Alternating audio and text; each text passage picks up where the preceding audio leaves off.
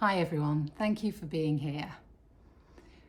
I want to talk today about being sovereign and what that really means. And most of us will make the association with a member of the royal family, and who would want to be part of that unlucky bunch right now? Or you might associate it with a coin. And I think it's a great way of describing somebody who really knows who they are, really knows what they want, what they don't want, what they like and what they don't like. And they're unwavering in that, but also open to talking about things. So there's a sense of peace and grace with someone who is sovereign. And we are really being challenged right now on that, in how sovereign we are around the decisions that we make every single day. And the challenge and the pressure around that is really ramping up. And it really started with the COVID vaccine. I mean, it started a much longer time ago than that. However, that's the most significant recent challenge for people, to be sovereign and to make decisions that are based on what they want and what they feel is right for them. And the definition of being sovereign is a person who has supreme power and authority. So if someone has power and authority over you, then they make decisions for you. And that might not always be in your best interests. So if you are sovereign and you make decisions for you that are in your best interests, then you live a life that is peaceful, that is graceful, that is powerful, that is amazing. And you are unstoppable when you are sovereign because you know what you want. And the challenge that we've had recently in the last few years is a significant pressure to do something for other people because it's in the best interest of other people, and now we're finding out that that is not true. And so being sovereign is now a massive opportunity to learn about what you want and what you don't want, what you like and what you don't like. Because when you do that, then life is so much more interesting, it's easier. And we've been conditioned through many organisations, through our families, not to be sovereign. And a wonderful friend of mine told me the other day about enmeshment, and I'd never really heard of it in this context. But enmeshment is around doing things a certain way because you're a member of a family, there are no boundaries, so this is the way we do things in this family. And if you don't agree with that, then you might not be in the family anymore. Or if you're in a club and people do things a certain way but you don't agree with all of it, can you say that? Can you say you don't agree? Or will you no longer be in the club? And I think in particular at school, we often are enmeshed, sometimes in good ways, when there's strong values around being compassionate and being someone who doesn't treat others badly, that kind of thing.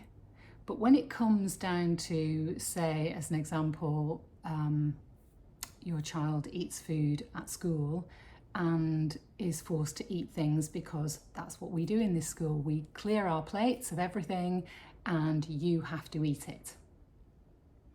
Now that's going to be really uncomfortable if a child doesn't like the food that's on the plate. I know I've experienced that. I know my children have experienced it.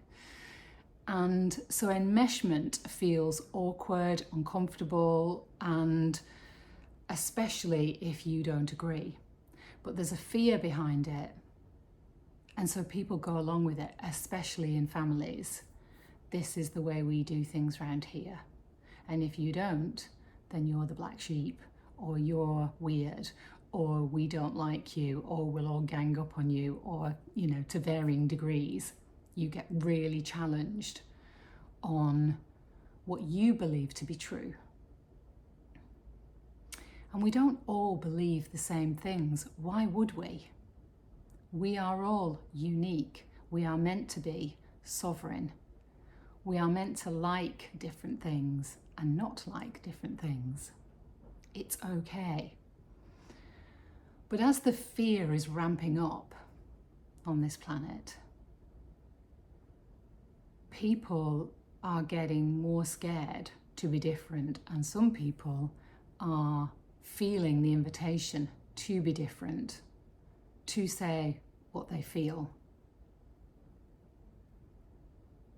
I had a conversation with someone and they were really trying to get me to change my mind about something, and there was no way I would, because I didn't feel that what they were suggesting was right. And so I'm not going to agree. And it's okay. But it's almost been not okay in some circumstances to, I don't know, the biggest example I can think of right now is climate change. It's almost like a cult. And it's such an agenda. It's such a lie. It is propaganda of the highest form. But if you say that climate change is not true, and it is true to a certain extent, because it does change, but not as dramatically or as horrifically as we are told, so that we feel guilty about it. And it's the guilt that is perpetuated through many things, through enmeshment, through believing something that quite a lot of people now don't believe. Quite a lot of people are now questioning climate change. They're questioning the propaganda and the narrative that is to keep us in fear. This is not what it's about. This is not how life is meant to be. Truly. We are here to create. We are here to be unique. We are here to be sovereign. And so when you think about the different areas of your life, you may be more sovereign in one than another. I know that I was. I was more sovereign at work than I was at home. And then in different areas of work and home too. But now I know I'm sovereign in all areas of my life. And it feels so great. It feels powerful. It feels unstoppable. And so I am here to help people, to share my experiences, and to show them what being sovereign is, and invite you to be sovereign. Where are you enmeshed? If you think about your family or work or your friends, or if you're in a club, or if you go to church, where are you enmeshed? In beliefs, in situations, in agendas maybe, ways of doing things that really don't work for you. And they can be really small and insignificant. But if it is food, as an example, and you're eating something you don't like, your body knows that and it will react in some way. So it's really feeling into what works for you and what doesn't. And speaking your truth. Sometimes we don't know our truth or what it is. And so you feel something is off. You feel it in your body. You know. And when you have that feeling, then the invitation is to say something. Say something that you believe may not be well received. But if it's communicated in a calm and peaceful way, it can be so powerful, and you will feel it. And that sovereignty starts to build up in your body, in your soul, in your feelings. and nobody can knock it down. If you don't like something, you ask someone to stop. If they don't stop, you walk away. You don't try and change the whole world. I mean, this is often what people do. They go out and, I don't know, protest about climate change. But what's their home life like? Are they sovereign? Are they truthful? Are they peaceful? Often not. I've known quite a few people who do this kind of thing and then get drunk a lot and don't behave well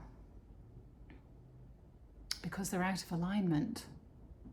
And so being sovereign is bringing yourself into alignment with who you are, with nature, and then you will challenge things that are not right. Then you will stand up for other people when they can't stand up for themselves or they feel they can't stand up for themselves. You can be compassionate and caring and supportive, and yet so powerful.